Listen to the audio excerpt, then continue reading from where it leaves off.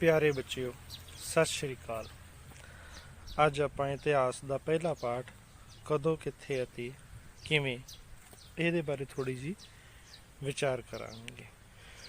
बच्चों कदों कित्थे अते किवें देखो इतिहास जो है वो सानू यही दसदा कि कदों घटनावां वापरियां, कित्थे कित्थे घटनावां वापरियां ते ओह घटनावां किवें किवें वापरियां।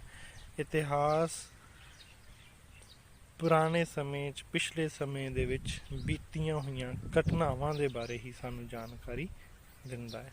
ते हुण आपां पढ़ांगे थोड़ा जिहा इस पाठ दे बारे दे विच।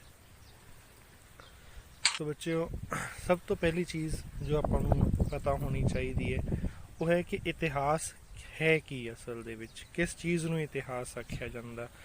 अपने विचों ज़्यादातर जो बच्चे ने उन्होंने इदां लगता कि इतिहास होर कुछ भी नहीं हैगा, कि इतिहास जिहड़ा है वो सिर्फ की है तरीकों का रट्टा हुंदा। बस भी ये तरीकां ही हुंदियां ने ते मतलब नाम हुंदे ने काफ़ी सारे भी, उन्होंने नावां नूं उन्होंने थावां नूं उन्होंने तरीकों का आपां ने रट्टा लाई जाना, बस रट्टा मार लेना शायद यही इतिहास। ज़्यादातर बच्चे आपां इदां ही सोचते हैं पर यह सच्चाई नहीं है। जो इतिहास है वो तरीकों का रट्टा नहीं हुंदा, वो थावां का रट्टा नहीं हुंदा।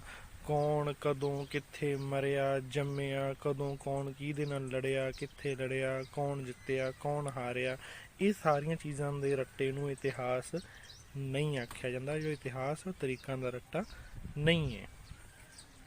हुण गल आउंदी है कि आपां नूं इतिहास पढ़ना क्यों चाहिए।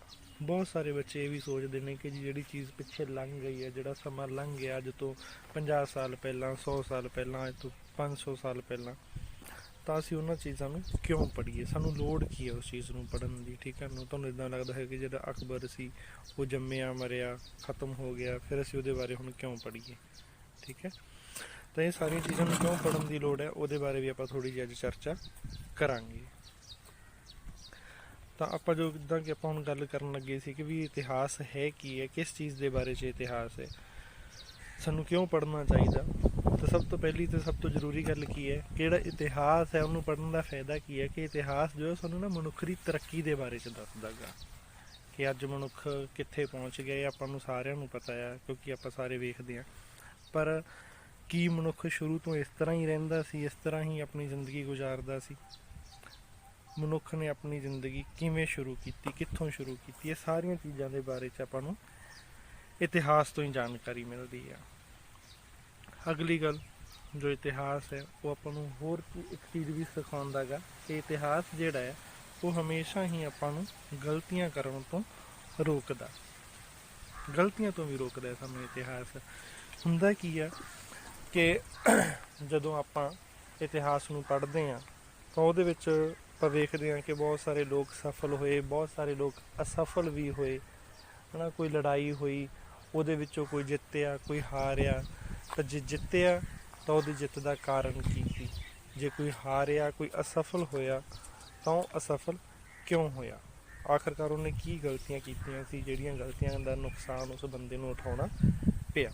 ये सारियां चीज़ां भी आपां इतिहास नूं पढ़ के ते आपां उहदे तों सीख सकदे हां ते अपणियां जिहड़ियां गलतियां पिछले समय दे विच होईयां दूजियां लोगों ने कीतियां तो उन्हां सिक्ख्या लैके आपां उही गलतियां करन तो बच सकते हैं, अपने आप को रोक सकते हैं, अपना नुकसान होने तो बचा सकते हैं।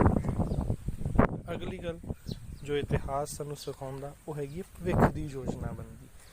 देखो तीन चीज़ां ने, एक है भूतकाल बीत्या होया समा, एक है वर्तमान काल जिहदे च असीं जिउं रहे हैं, एक है साडा भविख। तो जिहड़ा भविख काल है, जिहड़ा अपना आने वाला समा है, जिहड़ा अपना भविख है वो हमेशा ही की हुंदा निश्चित हुंदा, कोई भी उहदे बारे नहीं जानदा। पर साडा भविख किस तरह का होएगा ये इस चीज़ ते निर्भर करदा है कि असीं अपने वर्तमान दे विच की कर रहे हैं, अपने वर्तमान दे विच साडे जिहड़े यतन ने वो किस तरह दे ने, असीं की काम वर्तमान दे विच कर रहे हैं, आपां अपने वर्तमान नूं किद्दां जिउं रहे हैं।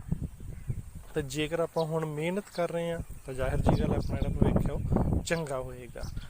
पर वो मेहनत करनी है तो मेहनत करने का भी ढंग हुंदा, एक तरीका हुंदा। वो ढंग तरीका सानू कौन दसदा, इतिहास सिखाउंदा सानू।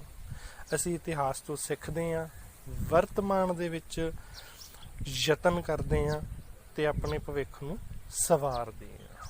ਠੀਕ ਹੈ ਨਾ। ਇਤਿਹਾਸ ਤੋਂ ਸਿੱਖਣਾ ਹੁੰਦਾ, ਵਰਤਮਾਨ ਦੇ ਵਿੱਚ ਇਤਿਹਾਸ ਤੋਂ ਜੋ ਵੀ ਆਪਾਂ ਸਿੱਖਿਆ ਉਹਨੂੰ ਵਰਤਮਾਨ ਦੇ ਵਿੱਚ ਆਪਣੇ ਅਪਲਾਈ ਕਰਨਾ ਹੁੰਦਾ ਗਾ, ਲਾਗੂ ਕਰਨਾ ਹੁੰਦਾ ਗਾ, ਅਪਣਾਉਣਾ ਹੁੰਦਾ ਆਪਣੇ ਜੀਵਨ ਦੇ ਵਿੱਚ। ਤੇ ਫਿਰ ਤਾਂ ਕਿ ਇਹਦੇ ਨਾਲ ਕੀ ਹੋ ਜਾਂਦਾ ਕਿ ਆਪਣਾ ਜਿਹੜਾ ਭਵਿੱਖ ਹੈ, ਆਪਣਾ ਜਿਹੜਾ ਫਿਊਚਰ ਹੈ, ਉਹ ਆਪਣਾ ਸਿਕਿਉਰ ਹੋ ਜਾਂਦਾ, ਸੇਫ ਹੋ ਜਾਂਦਾ। ਠੀਕ ਹੈ ਜੀ। ਤਾਂ ਮੇਰੇ ਖਿਆਲ 'ਚ ਆਪਾਂ ਨੂੰ ਪਤਾ ਲੱਗ ਗਿਆ ਹੋਏਗਾ ਥੋੜ੍ਹਾ ਜਿਹਾ ਕਿ ਇਤਿਹਾਸ ਬੇਕਾਰ ਨਹੀਂ ਹੈ, ਇਤਿਹਾਸ ਫਾਲਤੂ ਨਹੀਂ ਹੈ, ਇਤਿਹਾਸ ਤਰੀਕਾਂ ਦਾ ਰੱਟਾ ਨਹੀਂ ਹੈ। ਇਤਿਹਾਸ ਇੱਕ ਬਹੁਤ ਚੰਗੀ ਚੀਜ਼ ਹੈ ਜੋ ਸਾਨੂੰ ਬਹੁਤ ਕੁਛ ਸਿਖਾਉਂਦੀ ਆ। ਤਾਂ ਹੁਣ ਗੱਲ ਕਰਦੇ ਹਾਂ ਪੁੱਤਰ ਜੀ ਇਤਿਹਾਸ ਦੀ ਥੋੜ੍ਹੀ ਜਿਹੀ ਅਗਲੇ, ਕਿ ਜਿਹੜਾ ਇਤਿਹਾਸ ਹੈ ਉਹਨੂੰ ਵੀ ਵੰਡਿਆ ਗਿਆ। ਠੀਕ ਹੈ ਨਾ। ਇਤਿਹਾਸ ਨੂੰ ਵੰਡਿਆ ਗਿਆ। ਜਿੱਦਾਂ ਆਪਾਂ ਸ਼ੁਰੂ ਤੋਂ ਗੱਲ ਕੀਤੀ, ਕਿਹੜਾ ਇਤਿਹਾਸ ਹੈ ਉਹ ਮਨੁੱਖ ਦੀ ਤਰੱਕੀ ਦੇ ਬਾਰੇ 'ਚ ਦੱਸਦਾ। ਤਾਂ ਮਨੁੱਖੀ ਤਰੱਕੀ ਨੂੰ ਧਿਆਨ ਦੇ ਵਿੱਚ ਰੱਖ ਕੇ ਹੀ ਕੀ ਹੈ ਜਿਹੜਾ ਇਤਿਹਾਸ ਹੈ ਉਹਨੂੰ ਕਾਲਾਂ ਦੇ ਵਿੱਚ ਵੰਡ ਦਿੱਤਾ ਗਿਆ। ਉਹਨੂੰ 3 ਕਾਲਾਂ ਦੇ ਵਿੱਚ ਵੰਡਿਆ ਗਿਆ। ਸਭ ਤੋਂ ਪਹਿਲਾ ਕਾਲ ਹੈ ਪ੍ਰਾਚੀਨ ਕਾਲ, ਜਿਹੜਾ ਕਿ 4000 BC ਤੋਂ ਲੈ ਕੇ 500 ਈਸਵੀ ਤੱਕ ਚੱਲਦਾ ਗਾ। ਦੂਸਰਾ ਕਾਲ ਮੱਧ ਕਾਲ, ਜਿਹੜਾ 500 ਈਸਵੀ ਤੋਂ ਲੈ ਕੇ 1500 ਈਸਵੀ ਤੱਕ ਚੱਲਿਆ। ਤੇ ਤੀਸਰਾ ਜਿਹੜਾ ਕਾਲ ਹੈ ਉਹ ਹੈਗਾ ਆਧੁਨਿਕ ਕਾਲ, ਜਿਹੜਾ 1500 ਈਸਵੀ ਤੋਂ ਲੈ ਕੇ ਵਰਤਮਾਨ ਤੱਕ ਜਿਹੜਾ ਸਮਾਂ ਚੱਲ ਰਿਹਾ ਉਹ ਆਧੁਨਿਕ ਕਾਲ ਹੈ। ਮਤਲਬ ਆਪਾਂ ਸਾਰੇ ਹੀ ਆਧੁਨਿਕ ਕਾਲ ਦੇ ਵਿੱਚ ਜਿਉਂ ਰਹੇ ਹਾਂ। ਦੇਖਿਓ ਇਹ ਜਿਹੜੇ 3 ਕਾਲ ਨੇ ਇਹਨਾਂ 'ਚੋਂ 2 ਕਾਲਾਂ ਦੇ ਬਾਰੇ ਤੁਸੀਂ ਪਹਿਲਾਂ ਹੀ ਪੜ੍ਹ ਚੁੱਕੇ ਹੋ, ਸਿਰਫ ਇੱਕ ਕਾਲ ਤੁਹਾਡਾ ਪੜ੍ਹਨਾ ਬਾਕੀ ਹੈ। ਪ੍ਰਾਚੀਨ ਕਾਲ ਦਾ ਇਤਿਹਾਸ ਜਿਹੜਾ ਉਹ ਆਪਾਂ ਨੇ ਜਮਾਤ 6ਵੀਂ ਦੇ ਵਿੱਚ ਪੜ੍ਹਿਆ, ਤੇ ਮੱਧ ਕਾਲ ਦਾ ਇਤਿਹਾਸ 7ਵੀਂ ਜਮਾਤ ਦੇ ਵਿੱਚ ਆਪਾਂ ਪੜ੍ਹਿਆ, ਤੇ ਜਿਹੜਾ ਹੁਣ ਆਧੁਨਿਕ ਕਾਲ ਦਾ ਇਤਿਹਾਸ ਹੈ ਉਹ ਆਪਾਂ 8ਵੀਂ ਜਮਾਤ ਦੇ ਵਿੱਚ ਪੜ੍ਹਨਾ ਹੈ। ਅੱਗੇ ਚੱਲੀਏ, ਥੋੜ੍ਹਾ ਜਿਹਾ ਆਪਾਂ ਥੋੜ੍ਹਾ ਜਿਹਾ ਤੁਹਾਨੂੰ ਰਿਮਾਈਂਡ ਕਰਵਾ ਦਈਏ ਕਿ ਆਪਾਂ ਇਹਨਾਂ ਦੇ ਇਤਿਹਾਸਾਂ ਦੇ ਵਿੱਚ ਕੀ ਪੜ੍ਹਿਆ ਗਾ।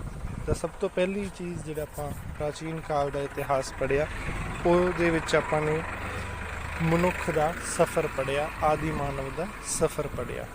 ਮਤਲਬ ਖਾਣਾ ਬਦੋਸ਼ ਤੋਂ ਘਰ ਤੱਕ ਦਾ ਸਫ਼ਰ। ਕਿ ਸ਼ੁਰੂ 'ਚ ਮਨੁੱਖ ਜਿਹੜਾ ਉਹ ਖਾਣਾ ਬਦੋਸ਼ ਸੀ, ਉਹ ਜੰਗਲਾਂ ਦੇ ਵਿੱਚ ਰਹਿੰਦਾ ਸੀ, ਗੁਫਾਵਾਂ ਦੇ ਵਿੱਚ ਰਹਿੰਦਾ ਸੀਗਾ, ਦਰਖਤਾਂ ਦੇ ਉੱਤੇ ਰਹਿੰਦਾ ਸੀਗਾ, ਉਹਦੇ ਕੋਲ ਕੋਈ ਘਰ ਨਹੀਂ ਸੀ, ਕੋਈ ਪਰਿਵਾਰ ਨਹੀਂ ਸੀ, ਉਹ ਖਾਣਾ ਬਦੋਸ਼ ਸੀ। ਪਰ ਪ੍ਰਾਚੀਨ ਕਾਲ ਦੇ ਵਿੱਚ ਹੀ ਜਿਹੜਾ ਮਨੁੱਖ ਹੈ ਉਹਨੇ ਤਰੱਕੀ ਕੀਤੀ, ਉਹਨੇ ਸਿੱਖਿਆ ਆਪਣੇ ਤਜਰਬਿਆਂ ਤੋਂ, ਤੇ ਉਹ ਇੱਕ ਖਾਣਾ ਬਦੋਸ਼ ਤੋਂ ਇੱਕ ਘਰ ਤੱਕ ਪਹੁੰਚ ਗਿਆ। ਮਤਲਬ ਕਿ ਉਹਨੇ ਖੇਤੀ ਕਰਨੀ ਸਿੱਖ ਲਈ, ਉਹਨੇ ਘਰ ਬਣਾਉਣਾ ਸਿੱਖ ਲਿਆ, ਉਹਨੇ ਪਰਿਵਾਰ ਦੇ ਨਾਲ ਰਹਿਣਾ ਸ਼ੁਰੂ ਕਰ ਦਿੱਤਾ ਸੀਗਾ। ਤਾਂ ਪ੍ਰਾਚੀਨ ਕਾਲ ਦੇ ਵਿੱਚ 3 ਮੇਨ ਜਿਹੜੀਆਂ ਖੋਜਾਂ ਨੇ ਉਹ ਮਨੁੱਖ ਨੇ ਕੀਤੀਆਂ ਸੀਗੀਆਂ। ਸਭ ਤੋਂ ਪਹਿਲੀ ਜਿਹੜੀ ਮਨੁੱਖ ਨੇ ਖੋਜ ਕੀਤੀ ਤਾਂ ਉਹ ਸੀਗੀ ਅੱਗ ਦੀ ਖੋਜ। ਇਹ ਅੱਗ ਦਾ ਮਨੁੱਖ ਨੂੰ ਬਹੁਤ ਫਾਇਦਾ ਹੋਇਆ ਸੀ। ਹੁਣ ਉਹ ਆਪਣੇ ਭੋਜਨ ਨੂੰ ਪਕਾ ਕੇ ਖਾ ਸਕਦਾ ਸੀ, ਤੇ ਸਰਦੀਆਂ ਦੇ ਵਿੱਚ ਆਪਣੇ ਆਪ ਨੂੰ ਠੰਡ ਤੋਂ ਬਚਾ ਸਕਦਾ ਸੀਗਾ। ਇਸੇ ਤਰ੍ਹਾਂ ਦੇ ਨਾਲ ਰਾਤ ਨੂੰ ਉਹ ਆਪਣੇ ਜਿੱਥੇ ਵੀ ਗੁਫਾ ਦੇ ਵਿੱਚ ਹੁੰਦਾ ਜਾਂ ਜਿਹੜੇ ਦਰਖਤ ਦੇ ਉੱਪਰ ਉਹ ਰਹਿੰਦਾ ਹੁੰਦਾ ਤਾਂ ਉਹਦੇ ਥੱਲੇ ਉਹ ਅੱਗ ਬਾਲ ਦਿੰਦਾ ਸੀਗਾ, ਜਿਹਦੇ ਨਾਲ ਕੀ ਹੈ ਕਿ ਉਹਨੂੰ ਰਾਤ ਨੂੰ ਜਿਹੜੇ ਜੰਗਲੀ ਜਾਨਵਰ ਸੀ ਉਹ ਫਿਰ ਅੱਗ ਤੋਂ ਡਰਦੇ ਉਹਦੇ ਨਜ਼ਦੀਕ ਨਹੀਂ ਸੀ ਆਉਂਦੇ। ਜਿਹੜੀ ਦੂਜੀ ਮਹੱਤਵਪੂਰਨ ਖੋਜ ਮਨੁੱਖ ਨੇ ਪ੍ਰਾਚੀਨ ਕਾਲ ਦੇ ਵਿੱਚ ਕੀਤੀ ਉਹ ਸੀਗੀ ਪਹੀਏ ਦੀ ਖੋਜ। ਕਿ ਸਮਾਨ ਨੂੰ ਕਿਤੋਂ ਵੀ ਇੱਕ ਥਾਂ ਤੋਂ ਦੂਜੀ ਥਾਂ 'ਤੇ ਲੈ ਕੇ ਜਾਣ ਦੇ ਲਈ ਪਹਿਲਾਂ ਮਨੁੱਖ ਨੂੰ ਖੁਦ ਆਪਣੇ ਉੱਪਰ ਮਤਲਬ ਚੁੱਕ ਕੇ ਲੈ ਕੇ ਜਾਣਾ ਪੈਂਦਾ ਸੀ। ਫਿਰ ਉਹਨੇ ਸਮਾਨ ਨੂੰ ਢੋਣ ਦੇ ਲਈ ਮਤਲਬ ਲੱਕੜਾਂ ਦੀ ਵਰਤੋਂ ਕੀਤੀ, ਜਾਂ ਕਿਸੇ ਤਰੀਕੇ ਨਾਲ ਉਹਨੇ ਰੇਹੜੀ ਬਣਾਉਣ ਦੀ ਕੋਸ਼ਿਸ਼ ਕੀਤੀ, ਪਰ ਉਹ ਸਾਰੀਆਂ ਨੂੰ ਖਿੱਚਣ 'ਤੇ ਉਹਦਾ ਬਹੁਤ ਜ਼ਿਆਦਾ ਜ਼ੋਰ ਲੱਗਦਾ ਸੀ। ਤਾਂ ਮਨੁੱਖ ਨੇ ਹੌਲੀ ਹੌਲੀ ਪਹੀਏ ਦੀ ਕਾਢ ਕੱਢੀ, ਪਹੀਏ ਦੀ ਖੋਜ ਕੀਤੀ, ਜਿਹਦੇ ਨਾਲ ਕਿ ਉਹਦਾ ਜਿਹੜਾ ਢੋਆ ਢੁਆਈ, ਜਿਹੜੀ ਸਮਾਨ ਦੀ ਢੋਆ ਢੁਆਈ ਸੀਗੀ, ਉਹਦਾ ਜਿਹੜਾ ਕੰਮ ਸੀ ਉਹ ਕਾਫੀ ਜ਼ਿਆਦਾ ਆਸਾਨ ਹੋ ਗਿਆ ਸੀ, ਕਾਫੀ ਜ਼ਿਆਦਾ ਸੌਖਾ ਹੋ ਗਿਆ ਸੀਗਾ। ਤੇ ਤੀਜੀ ਚੀਜ਼ ਜਿਹੜੀ ਮਨੁੱਖ ਨੇ ਜਿਹੜੀ ਖੋਜ ਹੈ ਉਹਨੇ ਮਨੁੱਖ ਦੀ ਜ਼ਿੰਦਗੀ ਨੂੰ ਬਦਲ ਕੇ ਰੱਖ ਦਿੱਤਾ, ਉਹ ਸੀ ਜੀ ਖੇਤੀਬਾੜੀ। ਕਿ ਮਨੁੱਖ ਨੇ ਇਸ ਕਾਲ ਦੇ ਵਿੱਚ ਹੀ ਖੇਤੀਬਾੜੀ ਕਰਨਾ ਵੀ ਸਿੱਖ ਲਿਆ ਸੀਗਾ। ਹੁਣ ਜਿਹੜਾ ਮਨੁੱਖ ਖਾਣਾ ਬਦੋਸ਼ ਖਾਣੇ ਦੀ ਭਾਲ ਦੇ ਵਿੱਚ, ਭੋਜਨ ਦੀ ਭਾਲ ਦੇ ਵਿੱਚ ਭਟਕਦਾ ਰਹਿੰਦਾ ਸੀ, ਹੁਣ ਉਹਨੂੰ ਕਿਤੇ ਵੀ ਭਟਕਣ ਦੀ ਲੋੜ ਨਹੀਂ ਸੀ ਹੈਗੀ। ਹੁਣ ਉਹਨੇ ਖੇਤੀ ਕਰਨੀ ਸਿੱਖ ਲਈ ਸੀ, ਅਤੇ ਜਦੋਂ ਉਹਨੇ ਖੇਤੀ ਕਰਨੀ ਸ਼ੁਰੂ ਕੀਤੀ ਤਾਂ ਫਸਲਾਂ ਦੀ, ਖੇਤਾਂ ਦੀ ਵਹਾਈ ਕਰਨੀ, ਫਿਰ ਫਸਲਾਂ ਨੂੰ ਬੀਜਣਾ, ਫਿਰ ਫਸਲਾਂ ਦੀ ਗੁਡਾਈ ਕਰਨੀ, ਫਸਲਾਂ ਨੂੰ ਪਾਣੀ ਦੇਣਾ, ਉਹਨਾਂ ਦੀ ਦੇਖਭਾਲ ਕਰਨੀ। ਤਾਂ ਇਹ ਸਾਰੇ ਕੰਮਾਂ ਦੇ ਨਾਲ ਲਈ ਕੀ ਚਾਹੀਦਾ ਸੀਗਾ, ਮਨੁੱਖ ਨੂੰ ਆਪਣੇ ਖੇਤਾਂ ਦੇ ਕੋਲ ਹੀ ਰਹਿਣਾ ਪੈਂਦਾ ਸੀ। ਇਸ ਤਰੀਕੇ ਨਾਲ ਜਿਹੜਾ ਮਨੁੱਖ ਪਹਿਲਾਂ ਖਾਣਾ ਬਦੋਸ਼ ਸੀ, ਪਹਿਲਾਂ ਭਟਕਦਾ ਫਿਰਦਾ ਹੁੰਦਾ ਸੀ ਜੰਗਲਾਂ ਦੇ ਵਿੱਚ, ਹੁਣ ਉਹਦਾ ਜਿਹੜਾ ਭਟਕਣਾ ਆ ਉਹ ਬੰਦ ਹੋ ਗਿਆ ਸੀ। ਅਤੇ ਜਿਹੜਾ ਮਨੁੱਖ ਹੈ ਉਹਨੇ ਆਪਣੇ ਖੇਤਾਂ ਦੇ ਕੋਲ ਹੀ ਆਪਣਾ ਜਿਹੜਾ ਘਰ ਹੈ ਉਹ ਬਣਾ ਲਿਆ ਅਤੇ ਉਹਨੇ ਘਰਾਂ ਦੇ ਵਿੱਚ ਹੀ ਰਹਿਣਾ ਸ਼ੁਰੂ ਕਰ ਦਿੱਤਾ ਸੀਗਾ। ਥੋੜ੍ਹਾ ਜਿਹਾ ਅੱਗੇ ਚੱਲੀਏ ਮੱਧਕਾਲ ਦੇ ਬਾਰੇ ਵਿੱਚ। ਤਾਂ ਮੱਧਕਾਲ ਦੇ ਵਿੱਚ ਤੁਸੀਂ ਜਦੋਂ ਵੀ ਪਿੱਛੇ ਪੜ੍ਹ ਕੇ ਆਏ ਹੋ 7ਵੀਂ ਜਮਾਤ ਦੇ ਵਿੱਚ, ਉਹਦੇ 'ਚ ਤੁਸੀਂ ਕੀ ਪੜ੍ਹਿਆ? ਇੱਕ ਤੁਸੀਂ ਦਿੱਲੀ ਦੇ ਸੁਲਤਾਨਾਂ ਦੇ ਬਾਰੇ 'ਚ ਪੜ੍ਹਿਆ, ਜਿਹਦੇ ਵਿੱਚ ਕਾਫੀ ਸਾਰੇ ਵੰਸ਼ ਪੜ੍ਹੇ ਸੀ ਤੁਸੀਂ। ਖਿਲਜੀ ਵੰਸ਼ ਬਾਰੇ ਪੜ੍ਹਿਆ, ਠੀਕ ਹੈ। ਫਿਰ ਲੋਧੀ ਵੰਸ਼ ਬਾਰੇ ਪੜ੍ਹਿਆ ਅਤੇ ਦਿੱਲੀ ਦੇ ਸੁਲਤਾਨਾਂ ਬਾਰੇ ਪੜ੍ਹਿਆ। ਉਸ ਤੋਂ ਬਾਅਦ 'ਚ ਜਦੋਂ ਦਿੱਲੀ ਦੇ ਸੁਲਤਾਨ ਖਤਮ ਹੁੰਦੇ ਨੇ ਤਾਂ ਫਿਰ ਆਉਂਦਾ ਗਾ ਮੁਗਲਾਂ ਦਾ ਰਾਜ। ਪਹਿਲਾ ਮੁਗਲ ਬਾਦਸ਼ਾਹ ਬਾਬਰ ਜਿਹੜਾ ਭਾਰਤ ਆਇਆ, ਉਹਨੂੰ ਭਾਰਤ ਦੇ ਵਿੱਚ ਬੁਲਾਇਆ ਗਿਆ। ਅਤੇ ਫਿਰ ਉਸ ਤੋਂ ਬਾਅਦ ਦੇ ਵਿੱਚ ਬਾਬਰ ਤੋਂ ਬਾਅਦ ਦੇ ਵਿੱਚ ਜਿਹੜੇ ਦੂਜੇ ਮੁਗਲ ਬਾਦਸ਼ਾਹ ਨੇ ਉਹ ਭਾਰਤ ਦੇ ਵਿੱਚ ਰਹੇ। ਉਹਨਾਂ ਨੇ ਭਾਰਤ ਦੇ ਉੱਤੇ ਕਾਫੀ ਲੰਮਾ ਸਮਾਂ ਰਾਜ ਕੀਤਾ।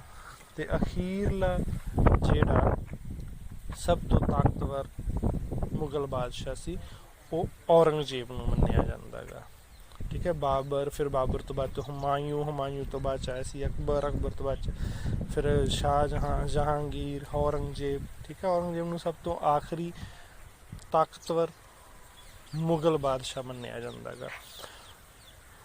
ਔਰੰਗਜ਼ੇਬ ਦੀ ਮੌਤ ਤੋਂ ਬਾਅਦ ਦੇ ਵਿੱਚ ਮੁਗਲ ਜਿਹੜਾ ਰਾਜ ਸੀ ਉਹ ਕਾਫੀ ਕਮਜ਼ੋਰ ਪੈਣਾ ਸ਼ੁਰੂ ਹੋ ਗਿਆ ਸੀਗਾ। ਉਹਦੇ ਕਾਫੀ ਟੋਟੇ ਹੋਣੇ ਸ਼ੁਰੂ ਹੋ ਗਏ ਸੀਗੇ ਅਤੇ ਬਾਅਦ ਦੇ ਵਿੱਚ ਜਿਹੜਾ ਮੁਗਲ ਰਾਜ ਸੀ ਉਹ ਹੌਲੀ ਹੌਲੀ ਖਤਮ ਹੋ ਗਿਆ ਸੀ ਭਾਰਤ ਦੇ ਵਿੱਚੋਂ। ਹੁਣ ਆਪਾਂ ਗੱਲ ਕਰਦੇ ਹਾਂ ਜੀ ਆਪਣੇ ਟੌਪਿਕ 'ਤੇ, ਆਪਣੇ ਆਧੁਨਿਕ ਕਾਲ ਦੇ ਬਾਰੇ ਦੇ ਵਿੱਚ, ਠੀਕ ਹੈ ਜੀ। ਤਾਂ ਜਿਹੜਾ ਆਧੁਨਿਕ ਕਾਲ ਹੈ ਇਹ ਦੀ ਸ਼ੁਰੂਆਤ ਕਿੱਥੋਂ ਹੁੰਦੀ ਹੈ? ਮੁਗਲ ਰਾਜ ਦੇ ਅੰਤ ਦੇ ਨਾਲ। ਇਹ ਜੋ ਨਕਸ਼ਾ ਦਿੱਤਾ ਇਹਦੇ 'ਚ ਤੁਸੀਂ ਵੇਖ ਸਕਦੇ ਹੋ ਕਿ ਜਿਹੜਾ ਭਾਰਤ ਹੈ ਉਹ ਕਾਫੀ ਜਿਹੜੇ ਮਤਲਬ ਕਿ ਸ਼ਾਸਕ ਨੇ ਕਾਫੀ ਰਾਜਾਂ ਦੇ ਵਿੱਚ ਵੰਡਿਆ ਹੋਇਆ ਸੀਗਾ। ਸਿਰਫ ਤੇ ਸਿਰਫ ਮੁਗਲ ਨਹੀਂ ਹੈਗੇ ਜਿਹੜੇ ਰਾਜ ਕਰ ਰਹੇ ਨੇ, ਹਾਲਾਂਕਿ ਮੁਗਲ ਭਾਰਤ ਦੇ ਕਾਫੀ ਵੱਡੇ ਹਿੱਸੇ 'ਤੇ ਰਾਜ ਕਰ ਰਹੇ ਸੀ, ਪਰ ਫਿਰ ਵੀ ਜਿਹੜਾ ਮੁਗਲ ਰਾਜ ਹੈ ਹੁਣ ਓਨਾ ਵੱਡਾ ਨਹੀਂ ਸੀ ਰਿਹਾ ਜਿੰਨਾ ਕਿ ਵੱਡਾ ਪਹਿਲਾਂ ਹੁੰਦਾ ਸੀਗਾ। ਜਿਹੜਾ ਮੁਗਲ ਰਾਜ ਹੈ ਉਹ ਛੋਟੇ ਛੋਟੇ ਰਾਜਾਂ ਦੇ ਵਿੱਚ ਟੁੱਟਣਾ ਸ਼ੁਰੂ ਹੋ ਗਿਆ ਸੀਗਾ। ਛੋਟੀਆਂ ਛੋਟੀਆਂ ਰਿਆਸਤਾਂ ਨੇ ਜਨਮ ਲੈ ਲਿਆ ਸੀ। ਜਿੱਦਾਂ ਸਿੱਖਾਂ ਨੇ ਆਪਣਾ ਪੰਜਾਬ ਵੱਖਰਾ ਕਰ ਲਿਆ, ਜਿਹੜੇ ਮਰਾਠੇ ਸੀ ਉਹਨਾਂ ਨੇ ਆਪਣਾ ਮਰਾਠਾ ਰਾਜ ਵੱਖਰਾ ਕਰ ਲਿਆ ਸੀਗਾ। ਇੱਦਾਂ ਹੀ ਰਾਜਸਥਾਨ ਵਾਲੀ ਸਾਈਡ 'ਤੇ ਜਿਹੜੇ ਰਾਜਪੂਤ ਨੇ ਉਹਨਾਂ ਨੇ ਆਪਣਾ ਵੱਖਰੇ ਰਾਜ ਬਣਾ ਲਏ ਸੀਗੇ। ਥੱਲੇ ਜੇ ਆਪਾਂ ਜਾਈਏ ਦੱਖਣੀ ਭਾਰਤ ਦੇ ਵੱਲ ਤਾਂ ਉੱਥੇ ਜਿਹੜੇ ਨਿਜ਼ਾਮ ਨੇ ਉਹਨਾਂ ਨੇ ਆਪਣੇ ਰਾਜ ਬਣਾ ਲਏ ਸੀ। ਟੀਪੂ ਸੁਲਤਾਨ ਹੋਰਾਂ ਨੇ ਆਪਣਾ ਜਿਹੜਾ ਰਾਜ ਹੈ ਉਹ ਬਣਾ ਲਿਆ ਸੀਗਾ। ਅਤੇ ਇਹਨਾਂ ਦੀਆਂ ਇੱਕ ਕਮਜ਼ੋਰੀ ਸੀ ਸਭ ਤੋਂ ਵੱਡੀ ਕਿ ਇਹ ਜਿਹੜੇ ਰਾਜੇ ਸੀ, ਰਿਆਸਤਾਂ ਸੀ ਛੋਟੀਆਂ ਛੋਟੀਆਂ, ਇਹ ਆਪਸ ਦੇ ਵਿੱਚ ਲੜਦੀਆਂ ਹੀ ਰਹਿੰਦੀਆਂ ਸੀਗੀਆਂ। ਅਤੇ ਇਸੇ ਸਮੇਂ ਦੌਰਾਨ ਹੀ ਆਧੁਨਿਕ ਕਾਲ ਦੇ ਵਿੱਚ ਹੀ ਜਿਹੜੀਆਂ ਯੂਰਪੀਅਨ ਕੰਪਨੀਆਂ ਨੇ ਉਹ ਭਾਰਤ ਦੇ ਵਿੱਚ ਆਉਂਦੀਆਂ ਨੇ। ਯੂਰੋਪੀਅਨ ਬਹੁਤ ਸਾਰੀਆਂ ਕੰਪਨੀਆਂ ਭਾਰਤ ਦੇ ਵਿੱਚ ਆਉਂਦੀਆਂ ਨੇ ਜਿਹੜੀਆਂ ਭਾਰਤ ਦੇ ਨਾਲ ਵਪਾਰ ਕਰਨ ਦੇ ਲਈ ਭਾਰਤ ਦੇ ਵਿੱਚ ਪਹੁੰਚਦੀਆਂ ਨੇ, ਠੀਕ ਹੈ ਜੀ। ਤਾਂ ਇਹਦੇ ਨਾਲ ਹੀ ਆਪਣਾ ਜਿਹੜਾ ਆਧੁਨਿਕ ਕਾਲ ਹੈ ਉਹ ਸ਼ੁਰੂ ਹੋ ਜਾਂਦਾ। ਹੁਣ ਆਪਾਂ ਥੋੜ੍ਹਾ ਜਿਹਾ ਅੱਗੇ ਹੋਰ ਪੜ੍ਹਦੇ ਹਾਂ।